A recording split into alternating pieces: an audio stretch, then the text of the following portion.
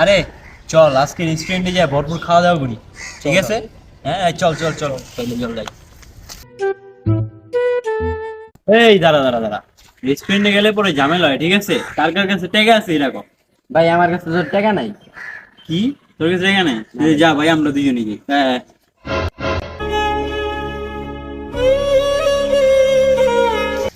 ভাই ভাই একটু ওয়াশরুম থেকে আসি ভাই। ওয়াশরুমে যাবি? হ্যাঁ। যা যা যা, তাড়াতাড়ি আয়। দাঁড়া দাঁড়া দাঁড়া দাঁড়া, এলো 500 টাকা, 10 মিনিট পর রেস্টুরেন্টে আসে বলি, বুঝছো? আচ্ছা।